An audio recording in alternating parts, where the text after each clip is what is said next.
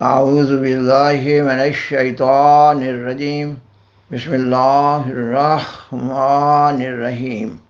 سامعین و ناظرین کرام، السلام علیکم ورحمۃ اللہ وبرکاتہ۔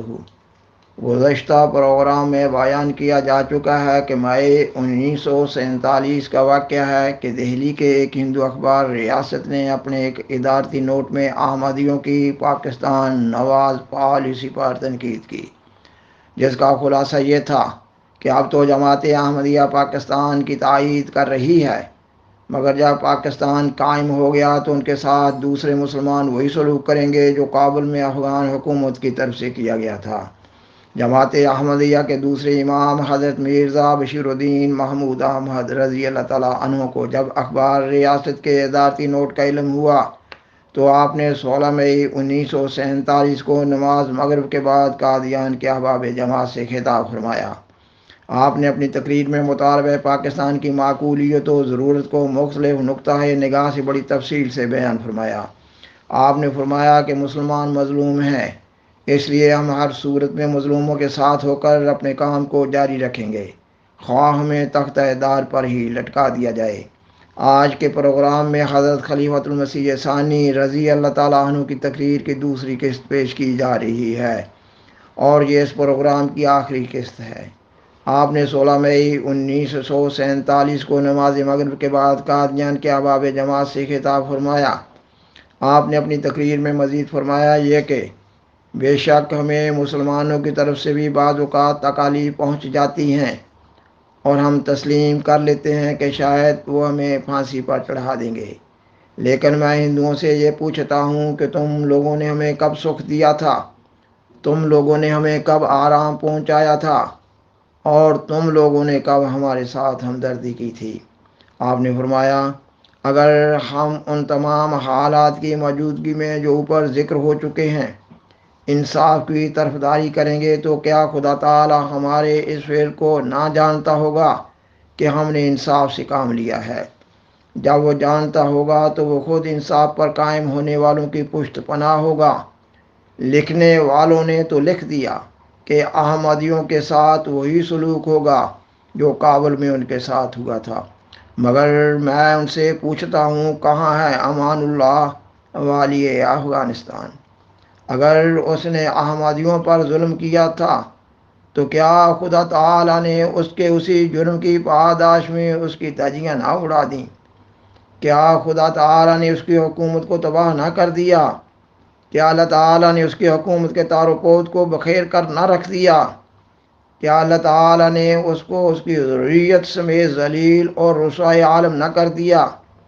کیا خدا تعالیٰ نے مظلوموں پر بے جا ظلم دے کر ظالموں کو کافر کردار تک نہ پہنچایا؟ اور کیا اللہ تعالیٰ نے امان اللہ کے اس ظلم کا اس سے کما حق کا بدلہ نہ لیا؟ ہاں، کیا اللہ تعالیٰ نے اس کی شان و شوکت، روب اور دبدبہ کو خاک میں نہ ملا دیا؟ سامعین و ناظرین کرام، سیدنا حضرت خلیفۃ المسیح ثانی رضی اللہ تعالیٰ عنہ نے مزید فرمایا یہ کہ ہم یقین رکھتے ہیں کہ اگر ہم انصاف کا پہلو اختیار کریں گے اور اس کے باوجود ہم پر ظلم کیا جائے گا تو ظالموں کا وہی حشر کرے گا جو امان اللہ کا ہوا تھا۔ اگر ہم پہلے خدا پر یقین رکھتے تھے تو کیا اب چھوڑ دیں گے؟ ہمیں اللہ تعالیٰ کی ذات پر کامل یقین ہے، وہ انصاف کرنے والوں کا ساتھ دیتا ہے اور ظالموں کو سزا دیتا ہے۔ وہ اب بھی اسی طرح کرے گا جس طرح اس سے پیشتر وہ ہر موقع پر ہماری نصرت و اعانت فرماتا رہا۔ اس کی پکڑ، اس کی گرفت، اس کی بطش اب بھی شدید ہے، جس طرح کہ پہلے شدید تھی۔ یہ احمدیت کا پودا کوئی معمولی پودا نہیں، یہ اس نے اپنے ہاتھ سے لگایا ہے، اور وہ خود اس کی حفاظت کرے گا اور مخالف حالات کے باوجود کرے گا۔ دشمن پہلے بھی ایڑی چوٹی کا زور لگاتے رہے، مگر یہ پودا ان کی حسد بری نگاہوں کے سامنے بڑھتا رہا۔ تاریکی کے فرزندوں نے پہلے بھی حق کو دبانے کی کوشش کی، مگر حق ہمیشہ ہی ابھرتا رہا، اور اب بھی اللہ تعالیٰ کے فضل سے اسی طرح ہوگا۔ یہ چراغ وہ نہیں جسے دشمن کی پھونکیں بجھا سکیں، یہ درخت وہ نہیں جسے عداوت کی آندیاں اکھاڑ سکیں۔ مخالف ہوائیں چلیں گی، طوفان آئیں گے، مخالفت کا سمندر ٹھاٹھے مارے گا اور لہریں اچھالے گا، مگر یہ جہاز جس کا نام خدا خود خدا ہے پار لگ کر ہی رہے گا۔ امان اللہ کا واقعہ یاد دلانے سے کیا فائدہ؟ کیا تمہیں صرف امان اللہ کا ظلم ہی یاد رہ گیا اور تم نے اس کے انجام کی طرف سے آنکھیں بند کر لیں؟ تمہیں وہ واقعہ یاد رہ گیا مگر اس واقعہ کا نتیجہ تم بھول گئے۔ کیا امان اللہ کی ذلت اور رسوائی کی کوئی مثال تمہارے پاس موجود ہے؟ تم نے وہ واقعہ یاد دلایا تھا تو تم اس کا انجام بھی دیکھتے۔ خاکسار بیان کرتا ہے کہ امان اللہ خان کو اپنے ہی ملک سے بطور سزا کے ملک بدر کر دیا گیا تھا۔ حضرت خلیفۃ المسیح ثانی رضی اللہ تعالیٰ عنہ اس واقعہ کی طرف اشارہ کرتے ہوئے فرماتے ہیں، جب وہ یورپ روانہ ہوا تو خود اس کے ایک درباری نے خط لکھا کہ ہماری مجالس میں بار بار یہ ذکر آیا ہے کہ یہ جو کچھ ہماری ذلت ہوئی وہ اسی ظلم کی وجہ سے ہوئی ہے جو ہم نے احمدیوں کے ساتھ کیا تھا۔ امید ہے کہ اب جب کہ ہمیں سزا مل چکی ہے آپ ہمارے لیے بد دعا نہ کریں گے۔ آج وہی امان اللہ جو ایک بڑی شان و شوکت، روب و جلال اور دبدبہ کا مالک تھا، اپنے ظلم کی وجہ سے اس حال کو پہنچ چکا ہے کہ وہ اٹلی میں بیٹھا اپنی ذلت کے دن گزار رہا ہے۔ وہ کتنا چالاک اور ہوشیار بادشاہ تھا کہ اس نے اپنی باج گزار ریاست کو آزاد بنا دیا، مگر جب اس نے غریب احمدیوں پر ظلم کیا تو اس کی ساری طاقت اور قوت مٹا دی گئی اور اس نے اپنے ظلم کا نتیجہ پا لیا اور ایسا پایا کہ آج تک اس کی سزا بھگت رہا ہے۔ ایک طالب حق اور انصاف پسند آدمی کے لیے یہی ایک نشان کافی ہے۔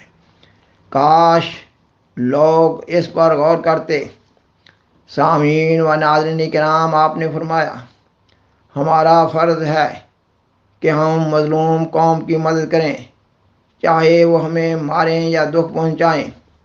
ہمیں تو ہر قوم نے ستایا اور دکھ دیا ہے لیکن ہم نے انصاف نہیں چھوڑا۔ جب ہندوؤں پر مسلمانوں نے ظلم کیا ہم نے ہندوؤں کا ساتھ دیا، جب مسلمانوں پر ہندوؤں نے ظلم کیا ہم نے مسلمانوں کا ساتھ دیا، جب لوگوں نے بغاوت کی ہم نے حکومت کا ساتھ دیا، اور جب حکومت نے ناواجب سختی کی ہم نے رعایا کی تائید میں آواز اٹھائی، اور ہم اسی طرح کرتے جائیں گے، خواہ اس انصاف کی تائید میں ہمیں کتنی ہی تکلیف کیوں نہ اٹھانی پڑے۔ ہمیں سب قوموں کے سلوک یاد ہیں۔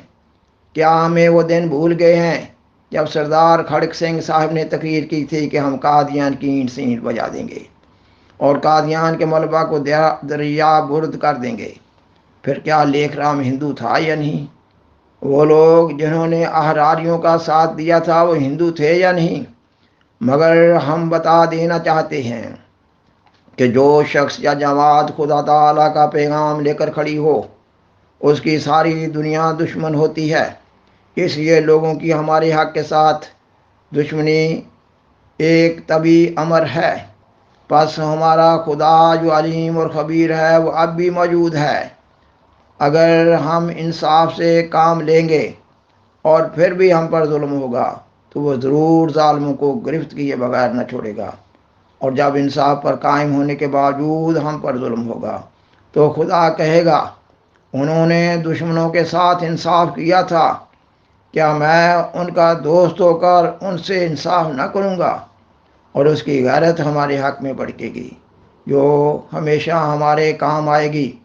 خاکسار بیان کرتا ہے کہ ہندو اخبار ریاست نے لوگوں کے جماعت احمدیہ سے غیر منصفانہ رویوں کو دیکھتے ہوئے جماعت احمدیہ کو انتباہ کیا، یہ کہ جب پاکستان بن جائے گا تو احمدیوں سے اختلاف رکھنے والے پاکستان کے مسلمان ان سے ظالمانہ برتاؤ کریں گے۔